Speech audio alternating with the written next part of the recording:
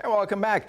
Infectious disease specialist Dr. Zane Chagla joins us again this morning to answer so many questions regarding COVID-19. And actually, let's talk about the flu, of course, as we try to avoid a twin-demic. What are your concerns about this upcoming flu season? Good morning. Good morning. How are you, Bob? Good, good. Yeah, so the flu season, so important to get the shots. How concerned are you about this round or this flu season? Yeah, I mean, as you said, the twin-demic is what people are worried about. I am incredibly impressed by the uptake of people that want to get the flu shot to the point where we've kind of blown through our first batch. And that's, again, it's frustrating for folks, but it's excellent that the demand is there. So for everyone, just wait it out. There's going to be more coming to the pharmacies, to family doctors, to hospitals, and just please keep that enthusiasm up.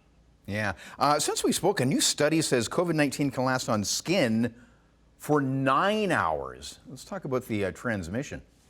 Yeah, it's a bit of a spooky study going into Halloween where they took cadaveric arms and skin and put the virus on it, and saw how long it lasted. Again, all these studies have to be interpreted with a grain of salt because they're done in the lab. They don't mimic normal conditions. And the other nice part of this study is that hand sanitization or sanitization with alcohol-based hand rub of those cadaveric skin actually just essentially got rid of the virus within 8 seconds. So yes, it can last a bit of time, but hand hygiene is incredibly effective in getting rid of it. So another important reminder there. Can you clarify that so-called 15-minute rule with exposure to the virus? Yeah, it's interesting. So I think at the beginning we came up with this arbitrary 15-minute rule where we thought people, the longer they're exposed, and we use 15 minutes as a cutoff as kind of a risk of exposure. There's been a question whether or not it had to be continuous or it was just over time. There's an interesting case in the United States where a prison guard who had little bits of exposure to a patient, but not a full 15 minutes, actually got infected. They looked at the videos and verified it. And so now the CDC has really stepped back and said, no, 15 minutes of cumulative exposure is a risk. And I think in Ontario, we've already known this quite a bit. It's not necessarily, again, one long exposure. It can be multiple small exposures to the same person. Uh-huh. And the 6-foot rule, is that enough? Yeah, I mean, I think we're going back into opening SpinCo or thinking about opening SpinCo and fitness facilities at 3 meters rather than 2 meters. And again, where we start seeing where some of that aerosol transmission of COVID-19 in poorly ventilated settings can occur, that 2 meters may not be enough. And again, the virus doesn't just hit an invisible force field at 2 meters. There is probably some spread ahead of it. In most good settings, though, and in particularly outdoors, 2 meters is enough. It's just in some of these higher risk settings that we might have to rethink that 2 meter rule. Yeah. We're getting some encouraging news with vaccine trials getting into the home stretch.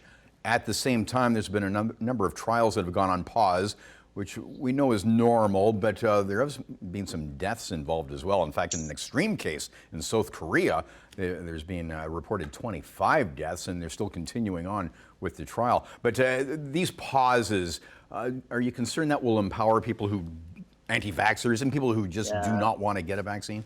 Yeah, and it's that, like the dust settles on these and eventually we figure out that it was something that's completely unrelated to the vaccine. For example, the case that happened in Brazil recently where someone died of the vaccine, actually died of COVID-19, and they got the placebo. So, it looks very rosy afterwards in that sense. And you're doing it on people that are at risk of COVID-19. So, yeah, I agree. I mean, I think this is normal scientific process. We'll see what the trials show.